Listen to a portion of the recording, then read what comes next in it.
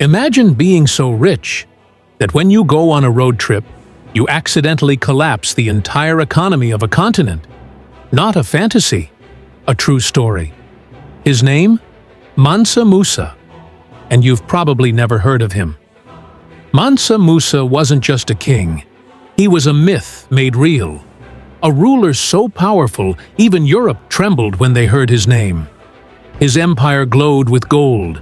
His influence stretched across oceans, and his story has been buried for centuries. Pause. Whispered tone. Until now. Define Mansa Musa's greatness. Let's rewind to the 14th century. Europe was dying of plague. Asia was torn by Mongol invasions.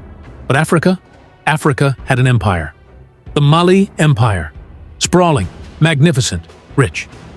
At its peak, it stretched across modern-day Mali, Senegal, Gambia, Niger, and Guinea. At the center stood a man dressed in gold silk robes, crowned with wisdom and power, Mansa Musa. He became king in 1312 after his predecessor disappeared on a mysterious voyage across the Atlantic. Mansa Musa inherited more than a throne. He inherited the world's largest source of gold. Yes, the world's. He controlled half of the global gold supply, at a time when gold meant absolute power. The pilgrimage that shocked the world.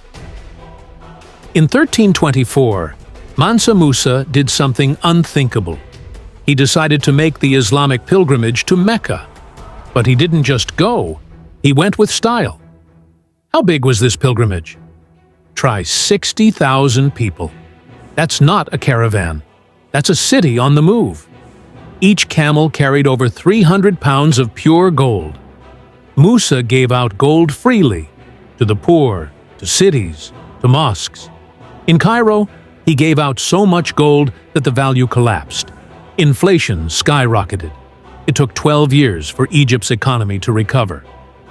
Yes, this one man accidentally wrecked an entire empire's economy just by being too generous. Word of Mansa Musa spread fast.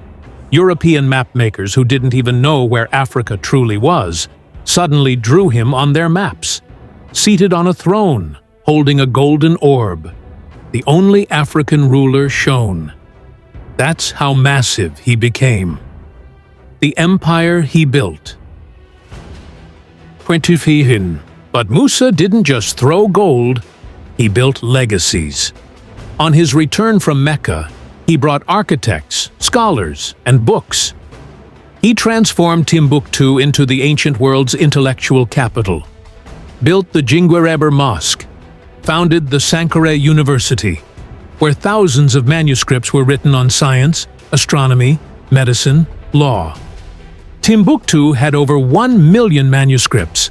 Long before the Renaissance in Europe, African minds were writing, thinking, debating. Mansa Musa built cities, built futures, and yet Western textbooks barely mention him. Why? Because his story proves something powerful. Africa wasn't waiting to be civilized. It was already building civilizations.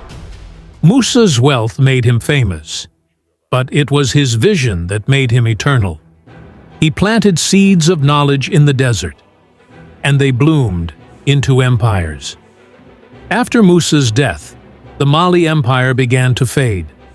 But his legend didn't. His story traveled across continents, whispered in palaces, buried in archives. Today, he remains the richest person in recorded history, worth an estimated $400 billion in modern money. But Mansa Musa wasn't just rich. He was a reminder that greatness doesn't come from gold alone. It comes from vision, from building, from lifting others with you. So the next time someone tells you Africa has no history, tell them this. Before kings wore crowns in Europe, one ruled an empire of gold, books, and faith, and his name was Mansa Musa. If you want more lost kings, erased legends, and true stories they never taught you in school, subscribe. Because at Abeni Fact, we don't just tell history, we resurrect it.